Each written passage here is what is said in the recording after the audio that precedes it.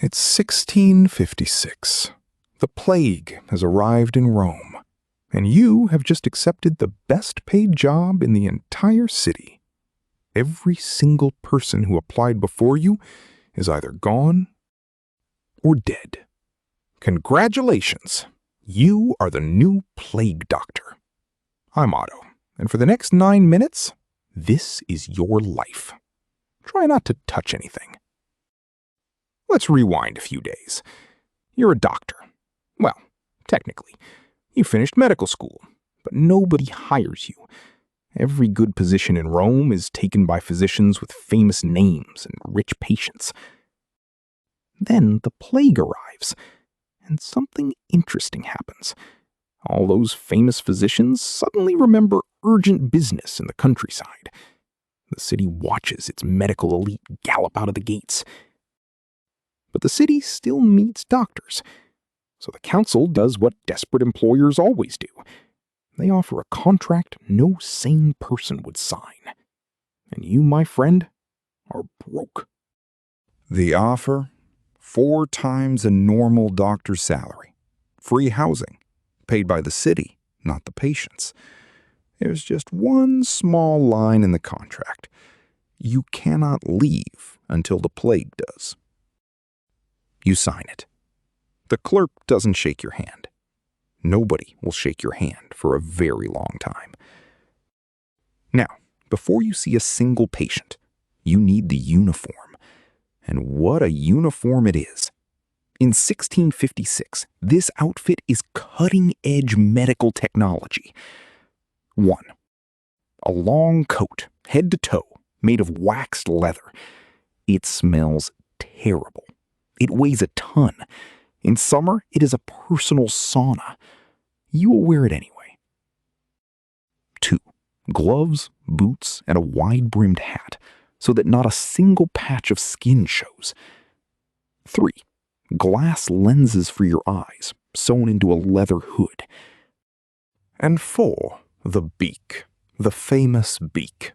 30 centimeters long, stuffed with lavender, mint, myrrh, camphor, and a vinegar-soaked sponge. You now look like a giant, deeply concerning bird. Why the beak? Because in 1656, medicine believes in miasma, the idea that disease travels through bad air. Bad smells make you sick, good smells protect you. That's the theory. So your beak is basically a 17th century gas mask filled with potpourri. It is also, incidentally, completely wrong about how plague spreads. We'll get to that. Quick myth check, because Otto cares about accuracy.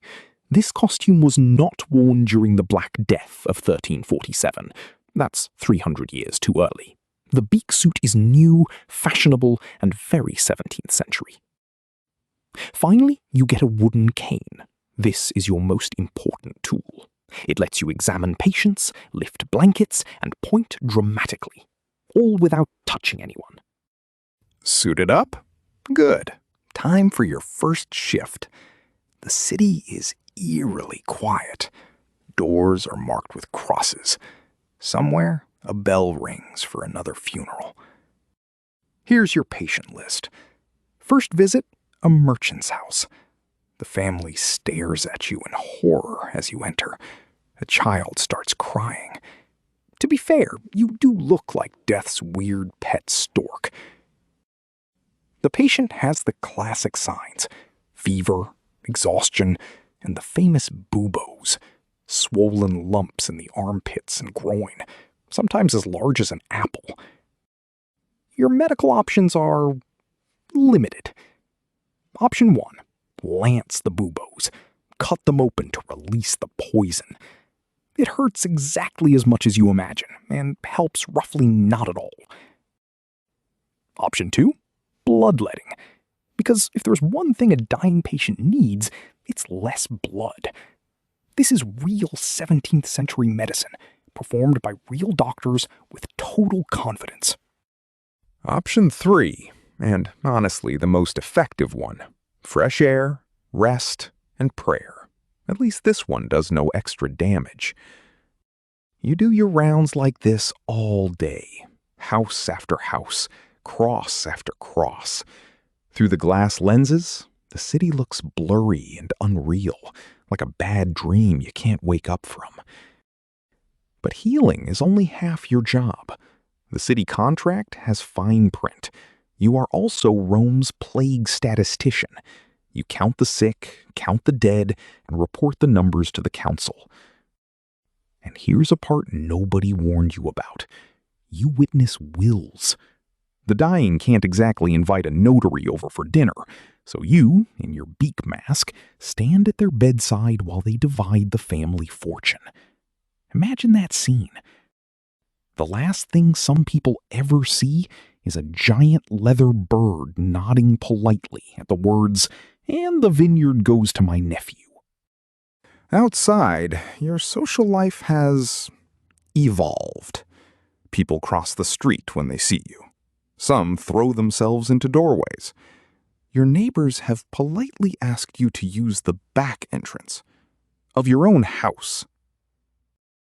The beak mask was meant to protect you. It now also marks you. You are the walking reminder that death is in town, and nobody wants a reminder with legs. Now for the twist. The real reason people are dying has nothing to do with bad smells. The plague is a bacterium, spread mostly by fleas, living on rats. The rats are everywhere. In the grain stores, in the gutters, in the houses you visit every day. Nobody suspects them. You're all too busy blaming the air, the stars, and your neighbors. And here is history's little joke. Your ridiculous outfit kind of works. Not because of the herbs in your beak, but because waxed leather is hard for fleas to grab onto, and your covered skin blocks infected droplets. You are accidentally wearing a hazmat suit, for all the wrong reasons. Sometimes it's better to be lucky than right. Your colleagues are not all so lucky. Plague doctors die constantly. Some cities burn through several in a single outbreak. Others get kidnapped. Yes, kidnapped, because other towns want a plague doctor that badly. Months pass. You survive on distance, luck, and an ocean of vinegar. You've stopped counting how many times you've heard the words, "It's just a small fever," through a closed door. And then, slowly, the bell rings less often. The carts grow emptier. New cases drop, week after week. The plague is burning out. Rome, against all odds, is still here. The council pays what it owes. You're alive, you're free, and you are, by local standards, rich. You also have exactly 0 dinner invitations, but you can't have everything. So, would you take the job?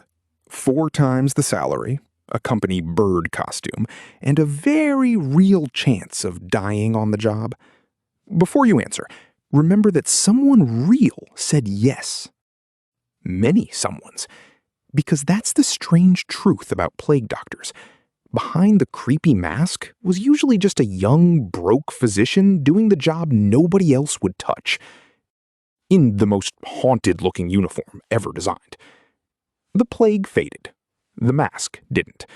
Today it lives on in Venice's carnival, in Halloween shops, and in roughly every second video game. Death's stork became a costume party. History remembered the beak and forgot the person inside it, which is exactly the kind of injustice we fix on this channel. I'm Otto. I draw history badly, so you remember it well. If you want to live another life next week, maybe one with a slightly better survival rate, subscribe. And wash your hands. The plague doctor would approve.